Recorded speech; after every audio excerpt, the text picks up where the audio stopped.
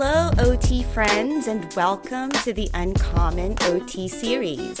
My name is Patricia Modis. I'm the Transitions OT, and I'm your host. So today, I am super excited to introduce you to our guest of honor, Sarah Larsen.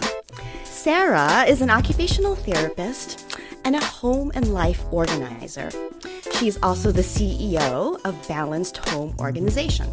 She graduated with her master's degree from Pacific University in Forest Grove, Oregon. Sarah's been working in traditional and non-traditional OT settings for over 19 years, serving children and adults in a variety of settings. She stepped away from traditional OT practice 2 years ago to grow her home organization business so she could provide more client-centered OT services to her clients in their homes. So Sarah has a supportive husband and 2 busy young boys. Some of her favorite occupations include wine tasting, salsa dancing, biking, and traveling. So without further ado, I'd like to present to you Sarah Larsen. Hello, Sarah. Welcome to the show. Hi, Patricia. Thank you so much for having me. I'm excited to be here. Yes, I was just, chatting with you before we pressed record about how excited I am just because I'm such a fan of your social media postings and how you illustrate the type of OT specialty that you do. So before we get into, the details of all of that, as usual, I'd love for you to tell us a little bit about your background. Tell us a little bit about Sarah. Sure. Well, thank you again for having me. It's I've been listening to your podcast for a while, so it's fun to be on it with you and to spend some time here. So I always thought I wanted to be a physical therapist. My journey started because I injured my knee in high school and I was playing volleyball, fell, dislocated my knee, and I was in physical therapy for quite some time. And I thought, this looks really great. This is what I want to do. So I went to undergraduate school at Western Oregon University. And when I was starting to do my shadowing and observation hours, I kept finding myself looking over at the OTs.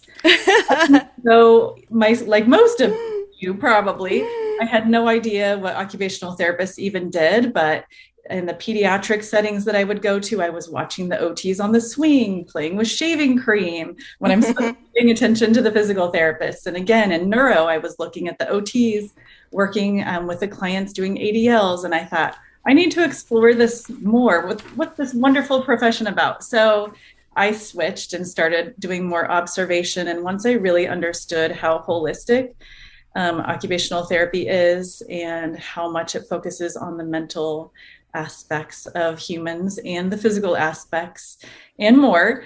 I was really drawn to that because I was already a psychology major, and that was something that was so interesting to me. So I switched my major and went full steam ahead towards occupational therapy. And it's the best decision that I've ever done.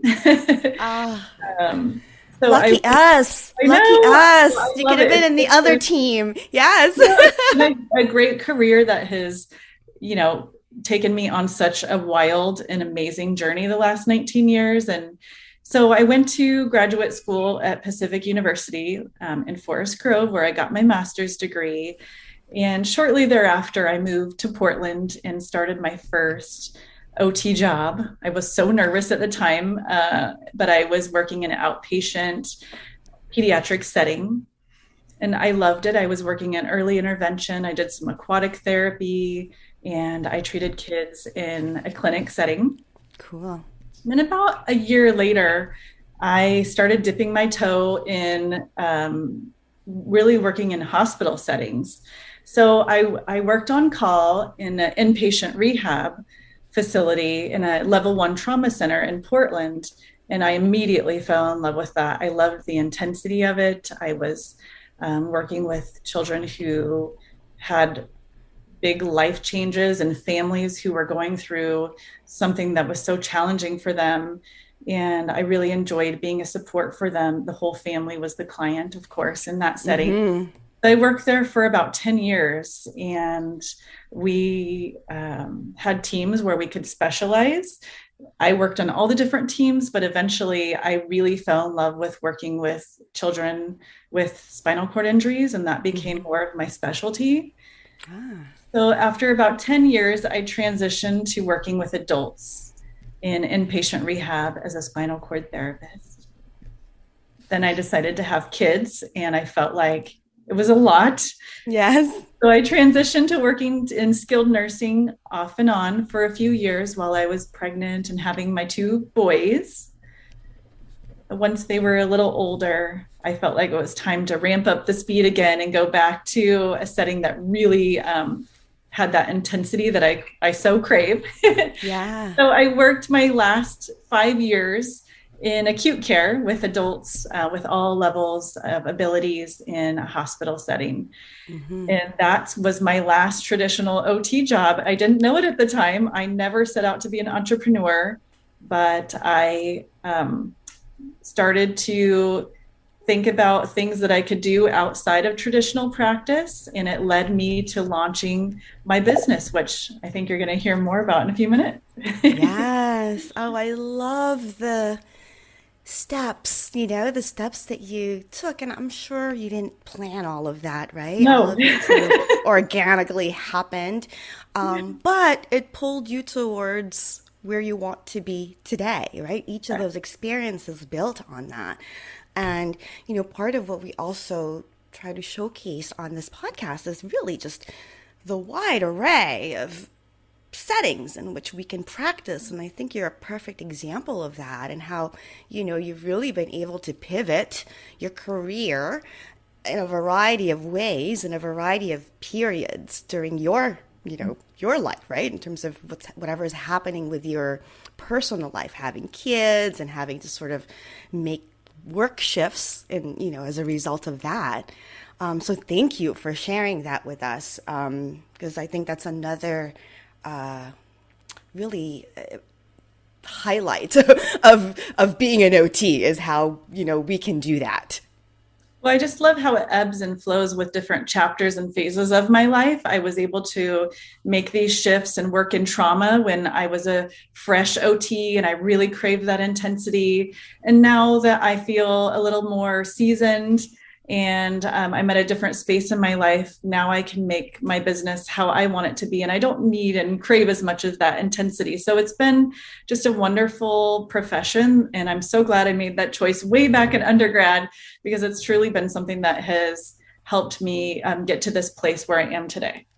Oh, fantastic. So yes, please tell us a little bit more about the uncommon OT work that you do, perhaps, the population that you serve, right? And some of the needs that you address.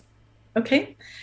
So I started my business. It's called Balanced Home Organization, and I work with clients in their homes for 4-hour periods of time. And this really all came about 2 years before I left my acute care job. I was feeling overwhelmed in my life. I had a 1-year-old and a 3-year-old, and I was working 20 hours a week in acute care. And I had things everywhere. I felt like I was drowning in stuff, all the baby stuff, the toddler stuff. It just accumulated over the years. And I was so busy with carrying babies and giving birth and being a mom, being a working mom, that things just got away from me. I'd always been a fairly organized person, but I just was in this state of overwhelm where I felt stuck. And I felt like I had lost myself a little bit, because I was now a mom and a wife and an OT. And those are certainly part of who I am, but I felt like part of me was missing.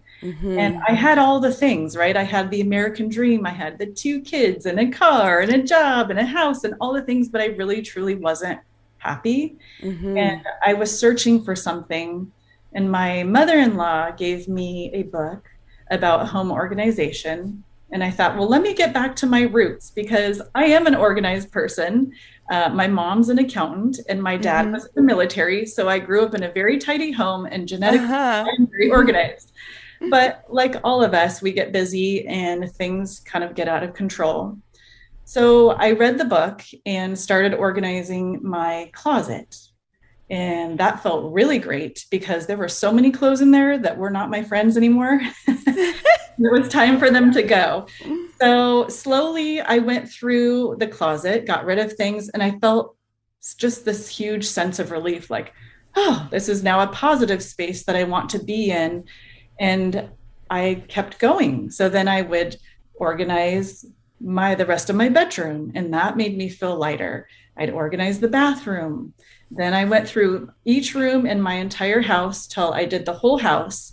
And at the end of it, I had truly felt this giant shift that had happened in my life. I didn't know I was going to be on an organizing journey. That's what I call it now for my clients.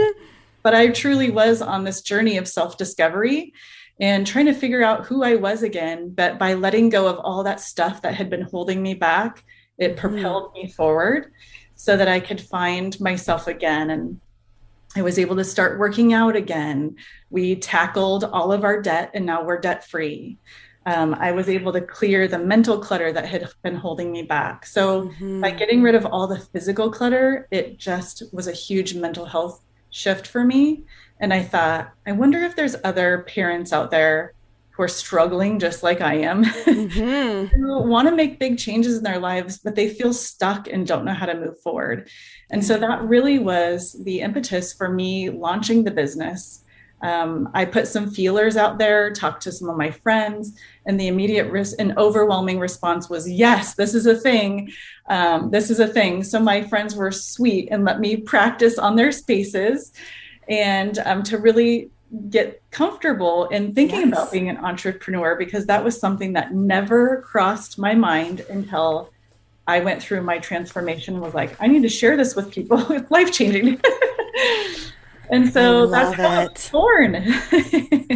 I love it. I mean, now it's even more meaningful, right? It's, you're coming from your own challenges. And I think that always, that always makes a difference in how you deliver the service, right? Because you have that sort of other lens. And there's certainly a need for it, right? So wonderful. I just love it. Okay. You've set up your business. This is your niche. Can you tell us a little bit about, I guess, who are you serving? Are you serving mostly parents or young, moms with kids? And what kinds of needs are you addressing there? I know we're talking about organization, and you also sort of mentioned a little bit, like, there's some mental health stuff, people not wanting to maybe let go. I've had some experience working with hoarders, so to speak, and I don't even like to use that word because I think it's so it's so damaging, right? In terms of even just our approach. But it is an issue. I understand that it's an issue for some folks. So I understand the mental health, the giant mental health piece that goes into even stepping your foot in someone's home, right? That's someone's home. You have to be respectful and be invited. Kind of like I would always tell students, you're a vampire. Until you're invited in, you cannot go inside. That's how we.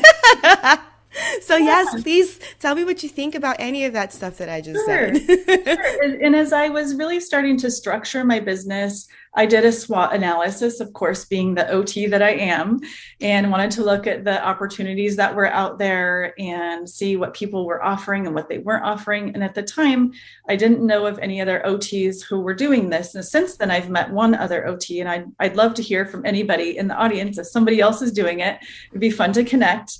But I know that as a profession, people have such a hard time understanding what OTs do. So I wanted to position my business in a way that people understood what I was offering. So I'm very much offering occupational therapy services, but I'm delivering it in a different way. I'm talking about it from a home organization standpoint. So when people go to my website, they see, oh, she helps people to declutter and organize in their homes virtually. And also I offer that life organization piece, which is a lot more of that life coaching piece, looking at time management and executive functioning skills, things like that, so that people are really understanding that it's a tangible product. Yes. Okay, I'm going to hire her to come to my house for 4 hours, and she's going to help me organize whatever space is driving me the most crazy. And the beautiful thing about that is that people understand that. And I'm using an OT lens, and I explain that in the consultation. Yes, I'm an organizer. I can make things look Pinterest perfect if that's what you want. However, a large part of what I'm hoping to work on with you is to really look at your daily habits and your routines and the flow of your family, and figure out organizing systems that make sense for your daily life. So I'm looking at I'm not necessarily asking questions in the consultation about mental health differences. Those tend to be offered freely by my clients. They tend to say things that they are struggling with, or even superpowers. ADHD can be a superpower. I have ADHD, and I'm calling you because I struggle with this, but I'm really talented in this. So I don't often ask those questions, because as practitioners, we can pick up on those cues in conversation and when we're working with clients, and I can adapt and tailor things for clients. So I don't feel like I need to ask that straight up front, like you would in an OT consultation. Yes. And then I ask clients about the areas that they really want to shift in their house and make big changes. And I ask them if they're ready in the consultation, because I do specialize in working with clients who are ready to make big life changes and who are ready to let go of things and declutter in order to help propel them forward. So it's really, like I said earlier, the organizing journey. I tell them that we're going to start your organizing journey, and we're going to be working together. I'm not going to show up, organize your pantry, and then never see you again. Yes. That's not how this kind of organizing works. And what I discovered is that people are very drawn to that. They want somebody that's continuously there to coach them on every space in their house. And I quickly grew a wait list. Right after I started my business, I did not expect to be as successful as I was. I had major fears, and I just didn't know, a lot about business. Yes. But what I found was that when I was myself, and I would go in, and somebody might hire me for a pantry, and we would work together side by side to declutter and organize that space. And they would ask me questions like, oh, this has always been a challenge for me. I get the mail from the mailbox, and the mail just goes on my kitchen counter. What do I do with that? I can't get a laundry system in place. What do I do for that? So it really started to transition to talking about their IADLs in a natural way. And clients really were drawn to that piece of it. So what happened is they would be happy with the one space they hired me for, and then they would hire me to do the whole rest of their house. Yes. And so that was how I really quickly got a wait list. And I didn't leave traditional practice for another 2 years, because I really wanted to build the foundation of my business. And I didn't want to jump in the boat before it pulled up to the dock. I wanted to make sure that my business was thriving before I made that transition away from traditional OT practice. And so COVID was actually the natural thing that happened. I was planning on leaving in 2021. That was my goal. And then COVID happened, and my boys' school was canceled. So I was at home doing distance learning. So that gave me an opportunity to really build more of the foundation of my business. And I would organize on the weekends while my husband was home with the boys. And now that the boys are back in school, I do the business full time, and it gets my full attention. So, and to answer your question more fully, the types of clients who seek me out most often are busy parents.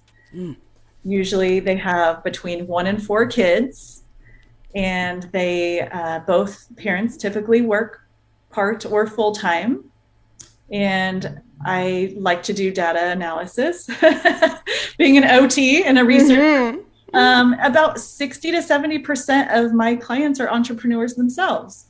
So it's been really fun to connect and have so much in common. And because Yes. I am them and they are me, I think it really blends nicely with meeting what they're looking for. Yeah, it's almost like they're seeing themselves in the mirror and, they're able to really relate. But wow, after everything that you've said, I just, thinking what better organizer to have than an OT, right? Like this just sounds like, because I know that there are home organizers out there, life organizers, or folks who call themselves that, but they're not necessarily occupational therapists. So, you know, your your specific lens seems to really benefit or add a great deal of value, especially in the approach and how you may even just, kind of explain how you can help individuals. Absolutely. And some people they tell me in the intake consultation that they sought me out because they saw on my website because I was an OT. So they might have had a child who had sensory differences, who had seen an OT, or their parents might have been helped by an OT, or they themselves had experienced OT in a different setting. So they really, I would say about half my clients really love that piece. And that's why they have sought me out. And Oh, when I do work with, I do have some older adults that really enjoyed working with over the years. And they have particularly sought me out because I'm an OT. So I am very mindful about putting things between their knee level and shoulder level so they can reach. mm-hmm. I look at tripping hazards, I look at their daily ADL routines, and I try to place things in a way that really makes sense for them, and to not disrupt their daily routines because I know how important that is. So yes, and then other clients who, as I mentioned earlier, might have ADD or ADHD and are really looking for strategies on how to keep their house organized after Mm-hmm. we're done working together. So I give a lot of concrete examples and we talk about habits that have maybe brought them to this point, Yes. and talk about the cycle of disorganization. And now that they have an organizing system that is customized to them, I teach them the steps and the habits to help Yes. maintain the systems, because that really is the important piece of it, is to make sure that it's something that is sustainable in the long term. Yeah. I mean, we've all had the chance to sort of organize our closets, right? And then 2 months later, it's in shambles again. So, when you were talking earlier about the sigh of relief, or just a sense of relief after doing each space or each room, even, I totally get it. And I love that you've created something where you're helping folks kind of generate that same, motivation and that same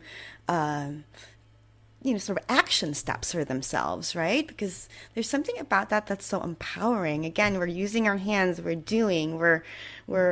taking control of the situation, right? And then we're making the difference ourselves. So I think there's something very special about that, and how you're delivering.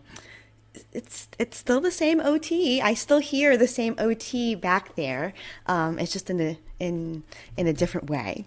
I love the sustainability piece, how you're having discussions about habits, because that's what really, that's what's composed of our routines, right? And it's all about, whether we maintain them. Can we talk a little bit about maybe a typical session? I know you talked about sort of readiness, and I heard that as, oh, you're assessing, you're doing a little assessment or screening to see if this person might be appropriate for your service, right? And it's the beautiful thing about entrepreneurship, I think, is that we also have the option of picking and choosing whether this is something that we want to take on, unlike if you were to work in an acute setting and you were assigned a client, right? Absolutely. Yeah. Yes. So tell us, or would you mind sharing with us how you screen? What's part of your assessment process? And I know you talked about virtual, and also maybe you do some in person as well. Yes. Yes. So most of my sessions are in people's homes in the Portland metro area. And what that kind of looks like is I show up and it's a 4 hour session that's offered from 9 a.m. to 1 p.m. and it's offered during the week. And the first session, I tell clients up front in the first of all, I do a 20-minute Zoom consultation so I can see Okay. the space that they want to organize, and then we can chat about the things that they've tried already that have been successful and the things that they have tried that haven't worked well. Okay. And then I can see any organizing supplies that they might already have and just get a sense of how much stuff is in the room so that we can have a candid conversation about, in order to create an organizing system that works in that space, I anticipate that you'll probably need to declutter about a third, a fourth, sometimes even a half of the things in that room that you're showing me. Are you ready to? Before you even get there. Okay. No, no, as part of our process, Ah, because I can't magically create more space. okay. Got it. So we have to declutter the things that are there in order Yes. to create space. That's a So that's great part of, point yes. because you have to let go of stuff. You can't just keep everything and move them around and sort of find a container for everything. Yes. No, and Okay. that's usually what my clients have tried in the past. Is they've tried to get organized on their own, but haven't done the decluttering. So then the system doesn't last and they get frustrated. It's kind of this cycle of disorganization. There's Yes. great intention there. You might even buy beautiful bins and containers with this wonderful intention of getting organized. And it might be somewhat organized, but it's temporary because the real work hasn't quite been done yet, and that's the decluttering. So I am very candid about that up front in the consultation. And as you said, we get to choose who we want to work with and who we don't as OTs owning our own business. So I do prefer to work with clients who are ready to let go of things, because in the beginning, I learned that there were a few clients that I worked with who didn't want to get rid of things. And then it quickly became frustrating for them because they expected it to look like the home edit or the container store, and it didn't, because they weren't ready to get rid of things. And Yes. everybody just needs to be ready on their own time. I don't ever want to force people, but I really just want to make sure that people are to that phase where they want to make a big change when they're ready to work with me. Yes. So, because I And want to you, prevent that frustration for them. yeah. And you mentioned 4 hours, right? So that's not a lot of time if you're really, I Mhm. mean, I guess it depends on the space that you're trying to clear out. How are you generally able to meet the goals within those 4 hours, or how do you usually have to come back for more sessions? Multiple sessions. So Multiple. most of my clients I work with for months. Some of them I've been working with for years. Okay. And so, for example, a standard kitchen takes about 3 sessions. It takes about 12 hours. So that would be a standard kitchen with a pantry. Okay. Home office, for example, especially now during COVID, everybody working from home, offices typically take at least 20 hours to organize. So that's about 5 sessions. Okay. Garages can be between 5 to 10 sessions. So that's the beauty of doing that Zoom consultation, is I can give a rough estimate of how many sessions it's going to take. And Yes. then my clients book the sessions using the Calendly app. Mm-hmm. So that way they get autonomy. They get to choose what dates they want when they get access to my calendar. Then they get to pick what days they want. And I typically tell people to book 3 to 5 sessions up front. So that Okay. way, because my schedule does fill up quickly, so that way they're not one session into their project and then I'm booked for the next 2 months. Yes. Kind of So I losing momentum. so I typically say to book 3 to 5 sessions up front, and then we can always cancel as needed. But it and I tell them that it's going to just depend on how a couple of things. So when I get there, how many things really are in the space, how big the space is, and how quickly they make decisions about what stays and what goes. And Okay. so we find our groove, And so when we get to know each other more, we scoot through things a little quicker. And sometimes clients really want to take their time and be really intentional about what they're letting go of. And that's the beauty of this. There are no timed units. There's nothing billable. We can do, this is their time. So they pay for a 4-hour session.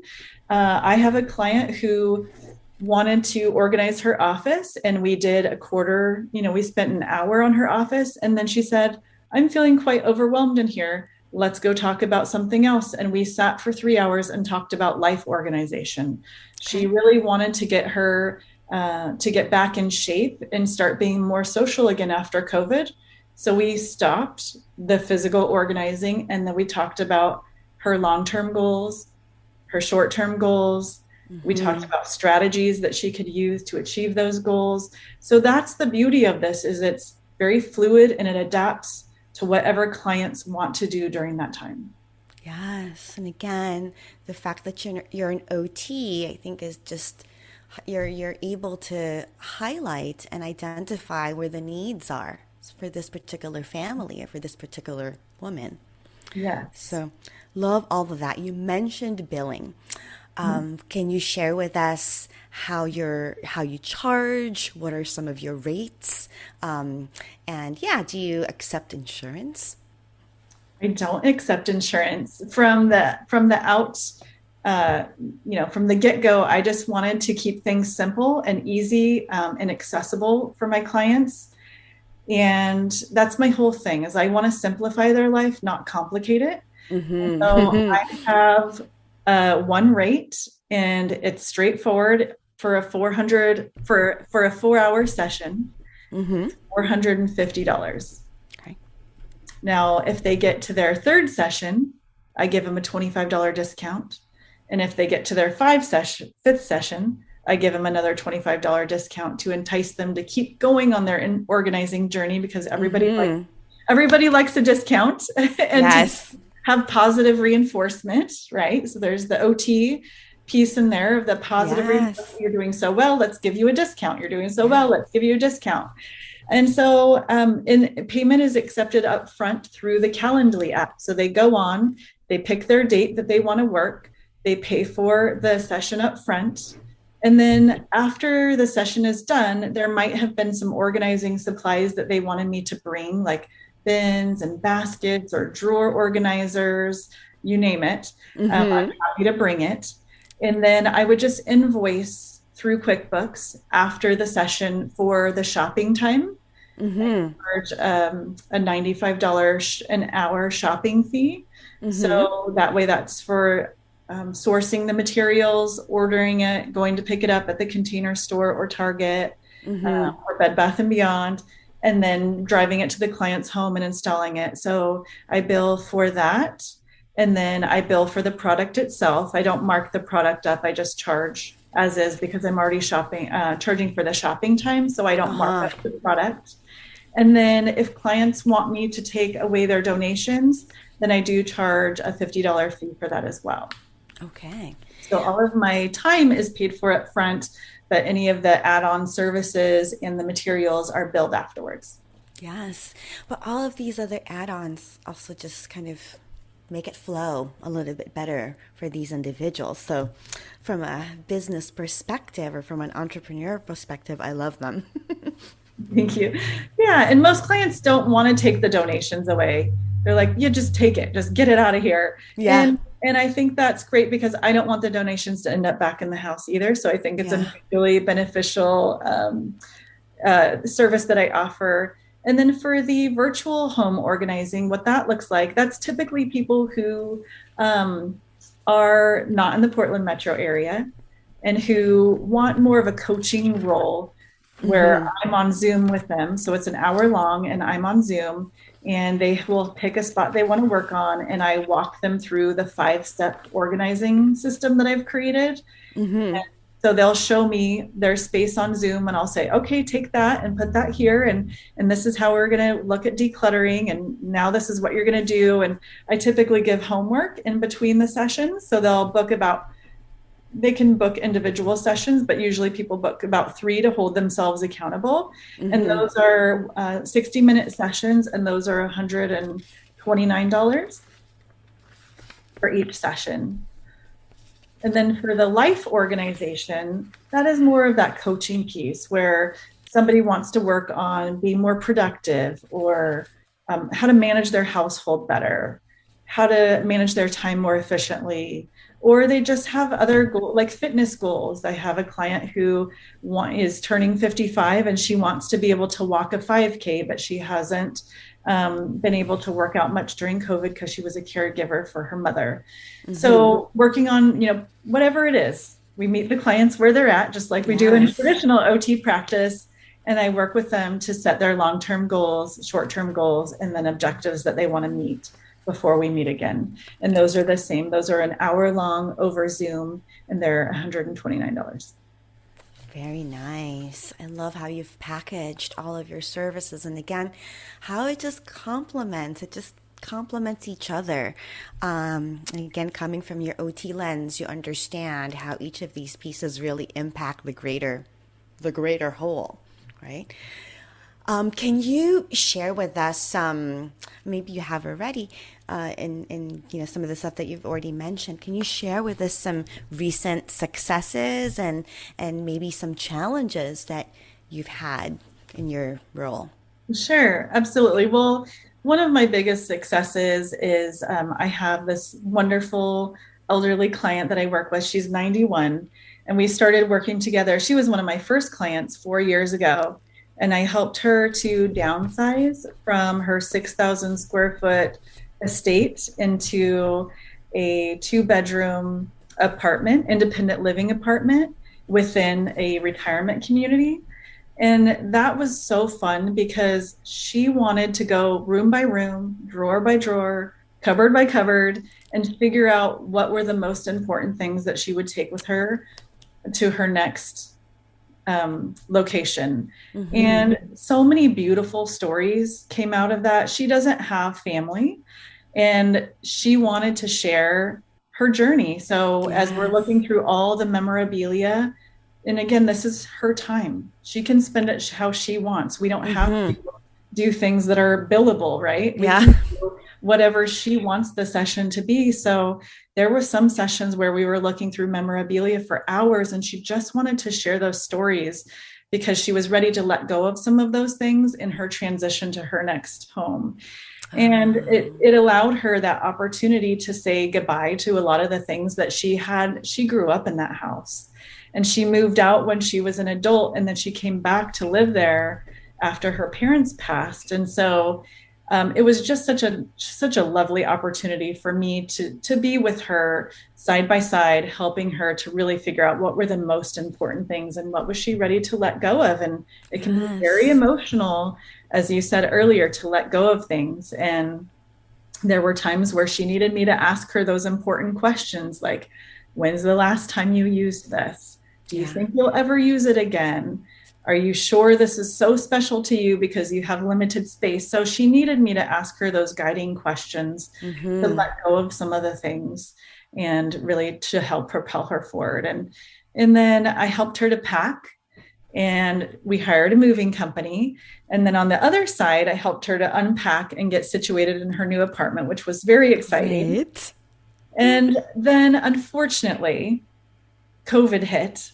And so we weren't quite working. We weren't quite done. We had one room left in her apartment, and it was a room that she wasn't utilizing very often. But then I didn't get access to the building for 2 years because of their regulations. And I stayed connected with her the whole time, except for 6 months. She kind of disappeared off the radar. And I thought, I wonder if something happened to her. But because I'm not family, they gave me information. And a couple months ago, she called and said, I fell in the shower, which was terrible. She had a shower chair and all the things, not given by me, given by her facility OT. But of course, I made sure that they were there, and she didn't have to. But she fell in the shower and ended up going to the hospital and doing the whole skilled nursing route. And she made the decision then to transition to the assisted section of her community. And she called and said, this terrible thing has happened to me. However, I'm excited to have Sarah back in my life. Can you come help me? So I helped her to unpack and get organized. I'm helping her now to unpack and get organized in her assisted apartment. And of course, now we're really thinking about placement of items, because now she uses a front wheel walker and a four-wheel walker and a wheelchair at times. So she's just such a success story of just the beauty that comes out of building relationships when you have your own OT business. Yes. You get to choose how long those relationships last. Yeah. And just making such a big impact in her life and having such a nice connection. That's like my biggest success story, is just helping her in so many different phases of her life and just having that connection. Yes. Again, I'm hearing all of your OT skills coming into play, and it's because you're an OT that you're recognizing the relevance and the importance of, putting it all together, and whether she's actually able to use it, and the importance of sustainability, right? And recognizing, especially for this 91-year-old, I want to highlight that you mentioned she was 91. It's not even just that she's decluttering, she's losing a home, she's losing her residence, and is in fact is getting displaced, right? Is having to make these difficult decisions, and is now in an entirely sort of alien environment to her. So you are a constant in her life, right? You're that. So it's so important for you to be there. And again, an OT, right? To recognize that it's important for you to be there versus not being there. Yes. And then some of the challenges are that people see wonderful shows on Netflix that I love, like The Home Edit, like Marie Kondo's show. And they expect things to magically be done in 4 hours. Yes. Because it is on TV. And so I think that's one of the challenges, is to really educate. And I do a lot of educating in my consultation. Those shows are fabulous. I love them all. They don't show you the decluttering. They talk about it maybe in some episodes, but some episodes they don't even talk about decluttering. And that's a huge part of getting organized, is letting go of the things that are holding you back, so you have space and systems can be realistically maintained over time. So I think that is one of the challenges that I face, is they expect me to come in for 4 hours and magically have the space organized. And so I just have to remind that there's, a film crew, there's 4 organizers, there's, production assistants. They have 2 handymen and handy women on site. They've had months to prepare for this. They've measured, they've actually seen the space before. So just, I think setting expectations is one of the things that I bump up against. And it's in particular this week and last week, because the second season of The Home Edit just launched. So I have lots and lots of new consultations. People are inspired. People are inspired. Wonderful. And again, I love the show. It's just, it doesn't magically happen in 4 hours. Yes. And, that may already answer the next question that I have here is, are there any common myths or anything that you want to demystify about the work that you do? So yes, it doesn't just happen by itself, right? It doesn't just happen by itself. It does take a lot of hard work and dedication and commitment. And also, I have had a number of my colleagues and people say, why did you stop being an OT? So I would love to demystify that. Yes, please. I would argue that what I'm doing right now is more OT than anything I've ever done in traditional OT practice. For me, personally, I can't, speak for anybody else, but I am spending hundreds of hours with people sometimes in their homes, doing the things that are the most meaningful to them and helping them to transition in ways that they really want to. They feel stuck and can't move forward. Maybe they've had a loss of a loved one and they need help to let go of those things that they've been holding on to. There's so many different things, and this is really genuinely the most OT and client-centered work that I've ever done. So I didn't leave the profession. I'm just doing it in a different way. So that is a common myth, is that I'm not an OT anymore.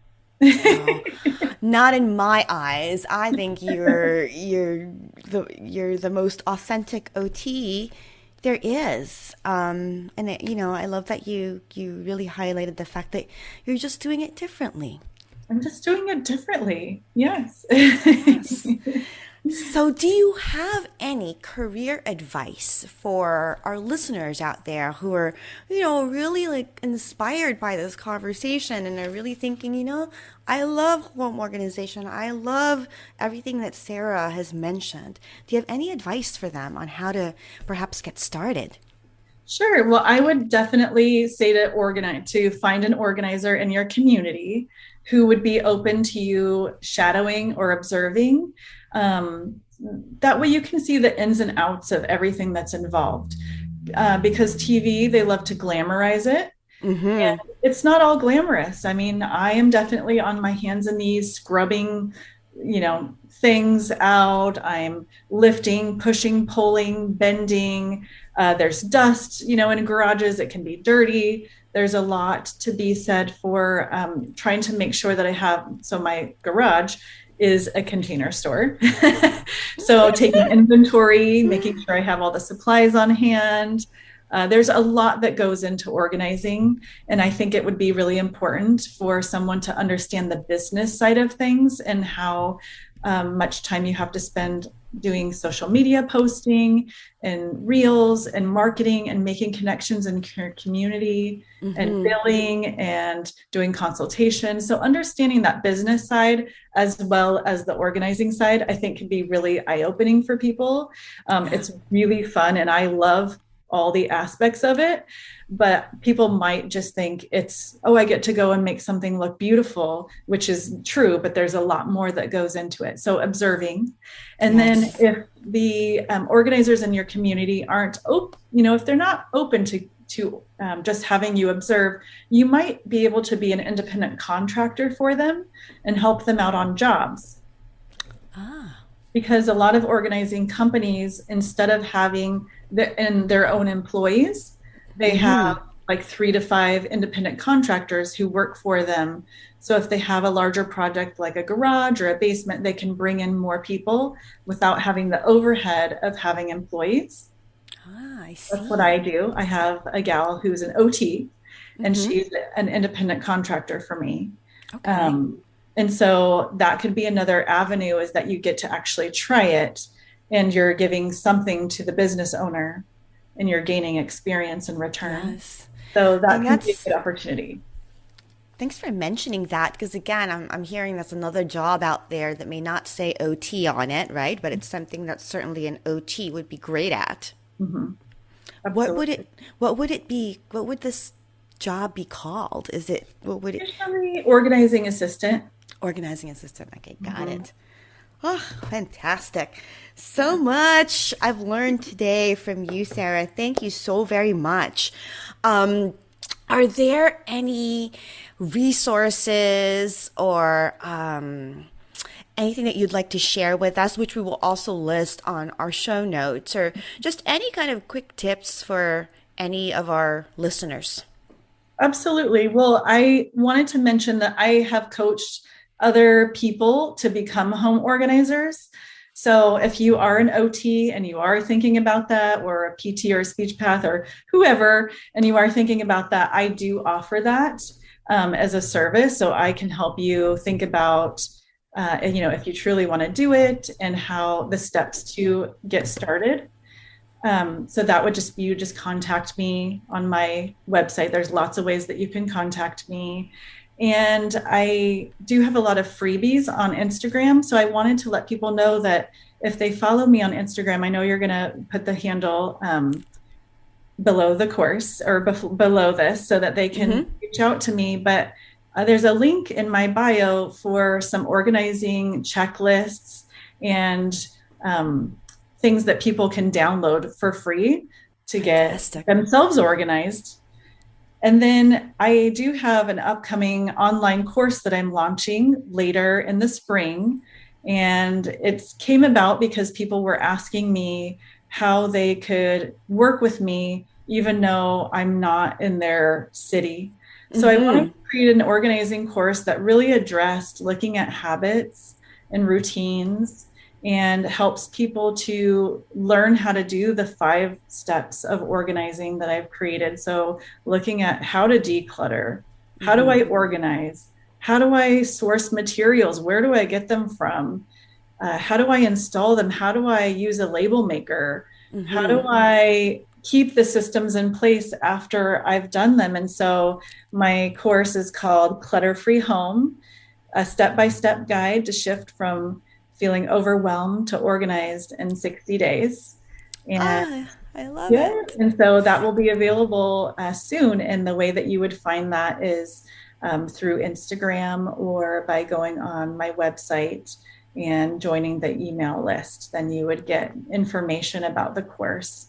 And I will have it up on my website when it's available. Oh, thank you. We will definitely include all of that. I just think it's valuable on so many levels, personally for us, right? Organizing our own lives and our own spaces. But, some of us work with folks in their homes, like home care OTs. I know I worked in residential programs where I would go into someone's space and really I love these checklists because I did not have them for myself, right? So to have something that an OT home organizer has already created and to have it available as a resource for us who are practicing out there, thank you for that. I think our listeners would really, find that super helpful. Yeah, absolutely. I'm happy to offer it. So thank you, and I look forward to your course. And I love this other dimension to the services that you're offering because now you're training, you're teaching us, and I love where this is all going. So thank you so very much for sharing your journey. We'd love to have you back again to talk about your course and the next chapters. Oh, and thanks. Thank you so much for sharing all of that with us and spending the time with us today, Sarah. Great. Thank you for having me. I really appreciate it. And that wraps up another inspiring episode of the Uncommon OT series. Connect with me at www.transitionsot.com. And don't forget to sign up to be part of the Transitions OT community.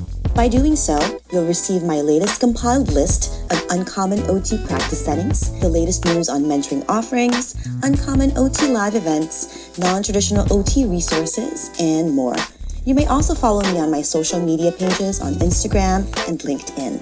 And if you love this episode, head on over to Spotify, Stitcher, Apple, and Google Podcasts to follow, rate, and leave a review. I also ask you to consider pledging your support to my Passion Podcast project by being a patron on Patreon. It is very much appreciated. Sending big OT love. Thank you so much for listening. Until next time.